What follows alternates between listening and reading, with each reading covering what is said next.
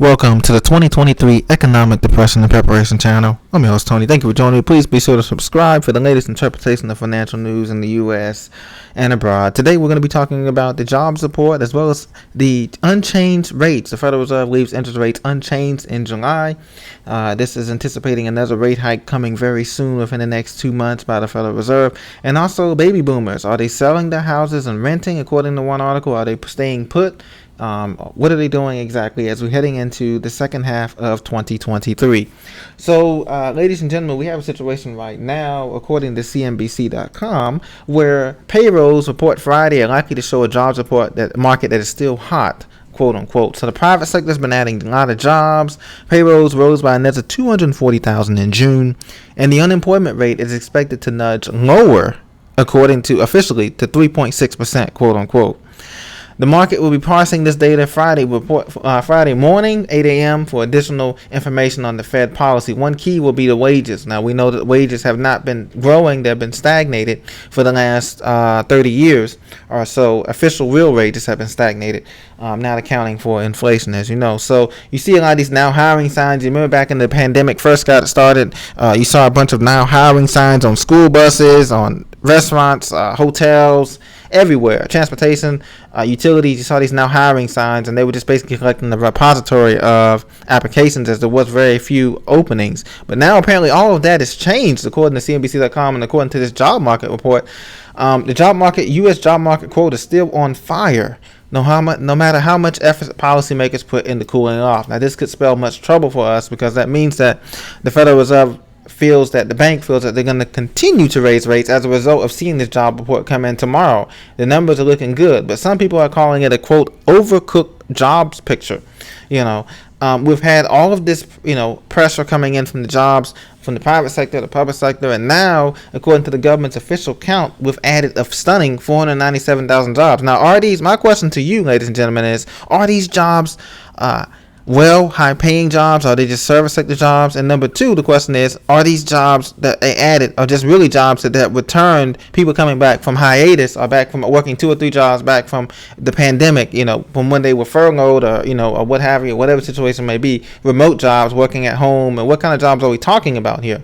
So, granted that pressure there, we also have pressure in the housing market. You know that the mortgage rates are still high. It's still at 6.71% for a 30-year fixed mortgage in most cases in the U.S. So housing prices have not really come down, and demand for housing, the still housing shortage, is still up. But yet we have the situation where, we're in this booming, quote unquote, booming second half of the economy. So how can housing prices be high, but with mortgage rates going up? It seems that it's counterintuitive or counterproductive. Most times when you have mortgage rates going up, housing prices generally fall by 10 to 20%. Not a crash, but they do tend to fall.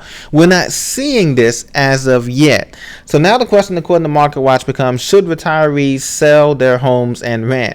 Well, that is something that a lot of baby boomers have been thinking about doing, or even renting out their homes. But I just don't see it as being a viable solution for the long term. Why would a baby boomer that has a house, particularly the older baby boomers, may have a house that's paid off, why would they leave that and downsize to, say, a small farm rancher with 3 acres of land or something like that? Maybe they will. Maybe some will. What do you think about that? Do you think a lot of baby boomers are going to be leaving their houses, paid off houses, and selling it at a profit, and then moving into, maybe a smaller home, or RV, or a tiny home, or a mobile home, or some kind of other alternative living arrangements with more acreage where they can be out, where they can grow their own food and do different things? That might be an option for some, but I don't think the majority of baby boomers are going to be interested in selling their already paid off home, or close to being paid off home, house for taking a lesser deal, especially at these interest rates. But we'll see. That's yet to be seen. That's just my opinion. Now, the Dow Jones today, it fell, as you know, down 1.07%. All was down today because the markets are already priced in. They feel like a rate hike is coming.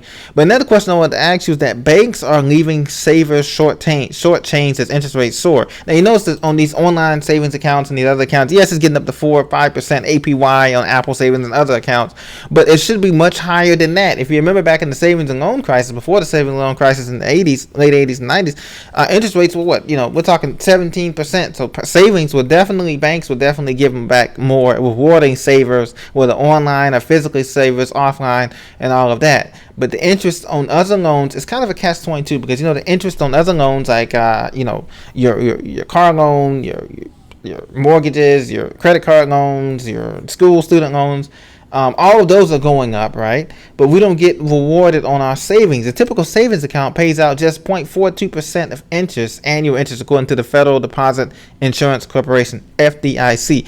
And it's only insured up to $250,000 should you reach that limit. But this is what we have. So savers are being penalized in both a depressionary, inflationary economy and even in a quote-unquote booming economy, right?